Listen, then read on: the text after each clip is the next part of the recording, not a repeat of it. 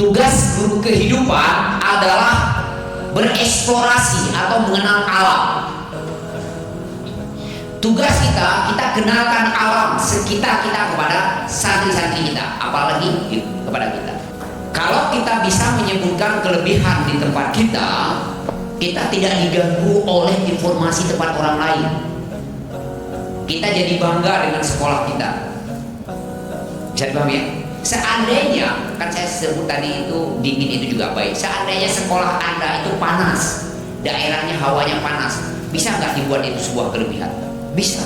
Dia harus bangga dengan panas itu. Kalau ditanya sama temannya misalnya begini, apa sih kelebihan di pondok kamu? Di pondok kami cuci jam 7, jam 8 siap pakai.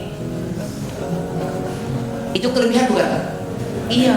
Kami di Bogor santri itu harus 12 pasang kaos kaki. Coba kalau di pondok yang hawanya hangat ya atau panas, 3 pasang cukup kan, satu dipakai, satu terjemur, satu muter. Jadi kita harus bisa melihat itu kelebihan. Sungai itu kelebihan, hutan itu kelebihan. Jadi kalau misalnya ada negatif oleh orang, tapi coba cari itu kelebihan di tempat itu. Bisa dipahami ya? Supaya nanti kita bangga dan murid bangga sekolah di tempat itu. Jadi artinya harus bangga dengan dirinya, harus bangga dengan alam di sekitarnya. Oke, baik, rekan sekalian, saya barusan mengatakan eksplorasi, mengenalkan alam keluar kepada anak-anak. Sekarang alam dalam pesantren pun anak harus dikenalkan. Apa alam dalam pesantren? Ada kasus santri tidak betah di pondok, santri baru keluar, penyebabnya adalah malu sama temannya. Penyebab malu karena dia pipis di tempat tidur. Penyebab dia pipis di tempat tidur adalah karena dia takut gelap. Kenapa dia takut gelap? Dia tidak berani ke kamar mandi. Kenapa nggak berani ke kamar mandi? Karena tidak tahu saklarnya. Berawal dari tidak tahu saklarnya, akhirnya nggak berani ke kamar mandi karena gelap, akhirnya mongkol dan malu dan tidak ingin sekolah di situ. Jadi bang ya, coba sekarang lihat ke sini, lihat ke saklar. Anak pondok itu juga perlu diajarkan cara menggunakan saklar. Boleh lihat ke sini.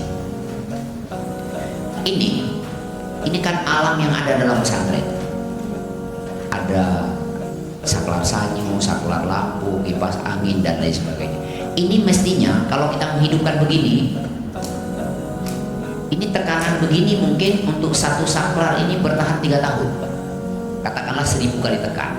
1000 kali tekan untuk. Tapi kalau kita tidak ajarkan, santri kita dia akan menyalakan dengan gaya sendiri. Itu anak pondok. Itu anak pondok. Maka harus diajarkan cara menggunakannya. Ada lagi cara menyalakan dengan jarak jauh.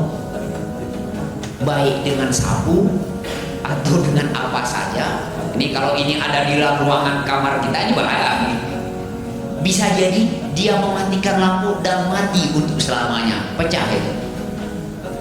Hanya kita dalam konsep sebagai ayah kenalkan kepada mereka. Jangan ada bahasa gitu aja nggak tahu, jangan ada. Gitu aja nggak tahu, nggak boleh. Ya memang belum tahu. Cari pahami? Jadi apapun ajarkan kepada mereka. Termasuk maaf, guru yang baru bergabung di sekolah kita, walaupun dia guru berpengalaman di tempat lain, ajarkan etika di tempat kita. Para ahli-ahli di sebuah perusahaan ketika datang ke perusahaan baru, dia juga diajarkan etika di perusahaan itu. Nggak ada kata-kata Pak Antum kan sudah berpengalaman, Pak Antum kan sudah taman pondok, nggak ada. Jadi kalau ada guru bertanya, Ustaz, apa yang kami kerjakan? Jangan balik lagi kayak gitu ditanyakan. Jangan balik, langsung katakan ini satu, ini antum bereskan, atau diajar beberapa.